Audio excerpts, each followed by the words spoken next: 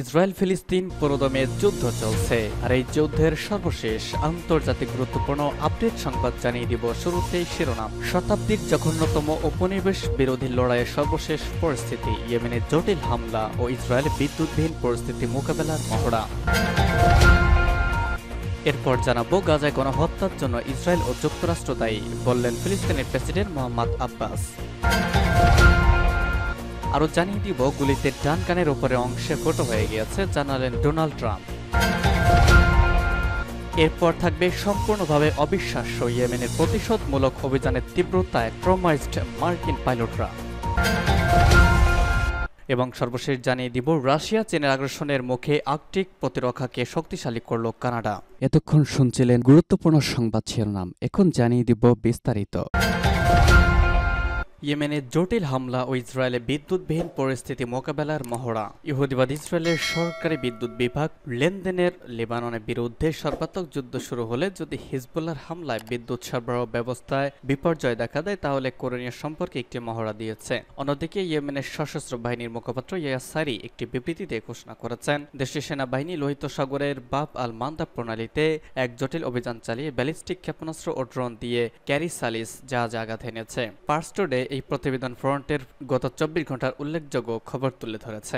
ইহুদিবাদ ইসরায়েলের বেশ কয়েকটি যুদ্ধ বিমান সকালে খান ইউনিস শহরের নিকটবর্তী আল মাওশি শরণার্থী শিবিরে ভয়াবহ বোমা বর্ষণ করে ওই পৈশাচিক হামলায় অন্তত 91 ব্যক্তি নিহত হন এবং প্রায় 300 এর বেশি ব্যক্তি আহত হন। নিহতদের মধ্যে এক গর্ভবতী মা সহ বহু নারী ও শিশু রয়েছেন। ফিলিস্তিনি শরণার্থীদের ঠাসা ওই এলাকাকে এর আগে নিরাপদ অঞ্চল ঘোষণা করেছিল ইসরায়েল। এছাড়া গতকাল দখলদার সেনারা দেইর আল বালাহ ও নুসাইরাত শরণার্থী শিবিরেও বোমা বর্ষণ করেছে এবং এসব হামলায় বহু মানুষ হতাহত হয়েছে। হামাসের সঙ্গে সম্ভাব্য যুদ্ধবিরতি চুক্তি নিয়ে আলোচনার সময় গাজা মিশর সীমান্তবর্তী ফিলাডেলফিয়া অক্ষ থেকে ইহুদিবাদী সেনা প্রত্যাহারের বিষয়টি পর্যালোচনা করতে ইসরায়েলি প্রধানমন্ত্রী বেনিয়ামিন নেতানিয়াহুর কার্যালয় অস্বীকার করা সত্ত্বেও এই আলোচনায় অংশগ্রহণকারী সূত্রগুলি ঘোষণা করেছে যে ফিলাডেলফিয়া অক্ষ থেকে ইসরায়েলি সেনা প্রত্যাহারের বিষয়টি বিবেচনা করা হচ্ছে। জর্ডান নদীর পশ্চিম তীরের নাবলুসে অবস্থিত আল আকসা শহীদ ব্যাটালিয়ন ঘোষণা করেছে, এই ফিলিস্তিনি বাহিনী বালাতা এবং আকসার শিবির এলাকার ইহুদিবাদী শত্রুর সঙ্গে প্রচণ্ড সংঘর্ষে লিপ্ত হয়েছে। লেবাননের ইসলামী প্রতিরোধ আন্দোলন হিজবুল্লাহ ইসরায়েলের গভীর অভ্যন্তরে বেশ কিছু স্পর্শকাতর স্থানে এবং স্থাপনার কয়েকটি ভিডিও ক্লিপ প্রকাশের পর ইহুদিবাদী মিডিয়া ঘোষণা করেছে, ইসরায়েলি বিদ্যুৎ কোম্পানি লেবাননের সঙ্গে একটি সর্বাত্মক যুদ্ধের আশঙ্কাকে মাথায় রেখে একটি মহড়া চালাচ্ছে।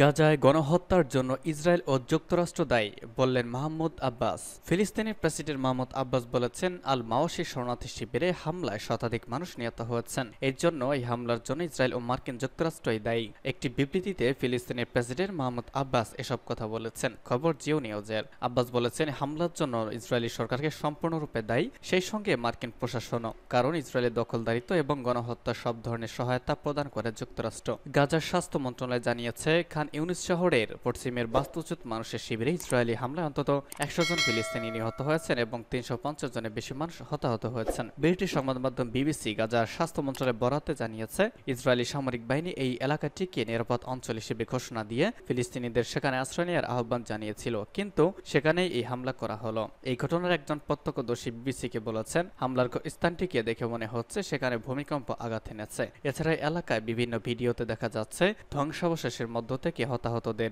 স্ট্রেচারে তোলা হচ্ছে। অন্যরা বলছেন, হামলার মাত্রা এত শক্তিশালী ছিল যে তাদের তাঁবু ভেঙে গেছে। মানুষের মরদেহ শরীরের অঙ্গ মাটিতে ছড়িয়ে ছিটিয়ে পড়ে রয়েছে। গাজা সিটির বাসিন্দা শেখ ইউসেফ বাস্তুচ্যুত হয়ে এখন আল মাওশি এলাকায় বাস করেন। তিনি বলেন, আমি কোথায় ছিলাম বা কি ঘটেছিল তাও বলতে পারবো না।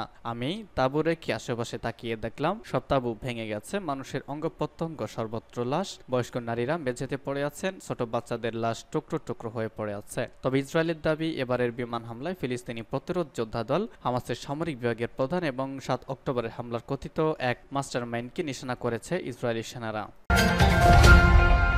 গুলিতে ডান কানের ওপরের অংশ ফুটো হয়ে গেছে, জানালেন ট্রাম্প। যুক্তরাষ্ট্রের সাবেক প্রেসিডেন্ট ডোনাল্ড ট্রাম্প দেশটির সিক্রেট সার্ভিস আইন শৃঙ্খলা রক্ষাকারী বাহিনীকে ধন্যবাদ জানিয়েছেন। হামলাকারী গুলি ছোড়ার সঙ্গে সঙ্গেই দ্রুত পদক্ষেপ নেওয়ায় তিনি তাদের ধন্যবাদ দেন। সামাজিক মাধ্যম ট্রুথ সোশ্যালে দেওয়া এক পোস্টে ট্রাম্প জানান, এটা অবিশ্বাস্য যে আমাদের দেশে এরকম একটি ঘটনা ঘটেছে। হামলাকারীর সম্পর্কে কোনো কিছু জানা যায়নি। হামলাকারী নিহত হয়েছেন। পোস্টের শেষে ট্রাম্প বলেছেন, ঈশ্বর আমেরিকার মঙ্গল করুন। গুলিতে ডান কানের ওপরে অংশ ফুটো হয়ে গেছে বলে ওই পোস্টে পোস্টে জানিয়েছেন ট্রাম্প। তিনি জানান, হঠাৎ আমি শব্দ শুনি, সঙ্গে সঙ্গে বুঝতে পারি অঘটন ঘটেছে, আর কখনো অনুভব করি গুলি আমার চামড়া ফুটো করে দিয়েছে, অনেক রক্ত পড়তে থাকে, আমি তখন বুঝতে পারি কি ঘটেছে। ট্রাম্প বলেন, নির্বাচনী প্রচারে গুলিতে যিনি নিহত হয়েছেন তার পরিবারকে আমি সমবেদনা জানাই, গুরুতর আহত আরেকজনের পরিবারের প্রতি আমি সমবেদনা জানাই। হামলা ঘটনার পর বিবৃতি দিয়েছেন ট্রাম্পের মেয়ে ইভাঙ্কা ট্রাম্প। সামাজিক মাধ্যম এক্সে দেয়া এক পোস্টে ইভাঙ্কা তার বাবা ও হামলায় হতাহত ব্যক্তিদের প্রতি ভালোবাসা ও প্রার্থনা করার জন্য সবাইকে ধন্যবাদ জানান। ওই পোস্টে দ্রুত পদক্ষেপ নেওয়া ইভাঙ্কা সিক্রেট সার্ভিস ও অন্যান্য আইনশৃঙ্খলা রক্ষাকারী বাহিনী কর্মকর্তাদের প্রতি কৃতজ্ঞতা জানান। তিনি বলেন, আমি আমার দেশের জন্য প্রার্থনা করে যাব, বাবা তোমাকে ভালোবাসি আজ এবং সব সময়।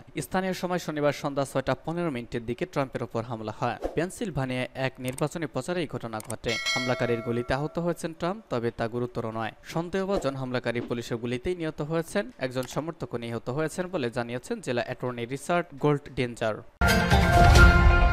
হুতির হামলায় কোমায় চলে গেছে মার্কিন পাইলটরা। মার্কিন নৌবাহিনীর পাইলটরা ইয়েমেনের সশস্ত্র গোষ্ঠীর হুতির নৌকেন্দ্রিক হামলার ঘটনাকে ভয়ঙ্কর ও বিষাদপূর্ণ বলে আখ্যায়িত করেছে। তাদের মতে, এই হামলার ফলে কোমার মতো পরিস্থিতি তৈরি হয়েছে। ফিলিস্তিনি সমর্থনে গত বছরের অক্টোবর থেকে লোহিত সাগর ও আরব সাগর, এডেন উপসাগরে ইসরায়েলি মালিকানাধীন ও দেশটি অভিমুখে যাত্রা করা জাহাজে হামলা শুরু করে হুতি। এরপর সেই হামলা ভূমধ্যসাগর পর্যন্ত বিস্তৃত হয়েছে। ইয়েমেনি বাহিনীর সাথে 9 মাস সামুদ্রিক সংঘর্ষ এবং তাদের ক্ষেপণাস্ত্র ও ড্রোন হামলা মোকাবেলার পর মার্কিন নৌবাহিনীর পাইলটরা গতকাল দেশে ফিরেছেন। তারা সিবিএস নিউজকে বলেছেন, দ্বিতীয় বিশ্বযুদ্ধের পর মার্কিন নৌবাহিনী আর এমন চ্যালেঞ্জের মুখোমুখি হয়নি। USS Dwight D Eisenhower aircraft carrier strike group, যার মধ্যে রয়েছে F/A-18 সুপার হর্নেটেড স্কোয়াড্রন সমর্থিত আরও 3টি যুদ্ধ জাহাজ, তাদের লোহিত সাগরের করিডোর ইসরায়েলি জাহাজ এবং মার্কিন মিত্রযুক্ত যুদ্ধ জাহাজগুলোকে সুরক্ষা করার দায়িত্ব নেওয়া হয়েছে। ক্যারিয়ার স্ট্রাইক গ্রুপটি গত বছর অক্টোবরের মাঝামাঝি সময় ভার্জিনিয়া ত্যাগ করেছিল।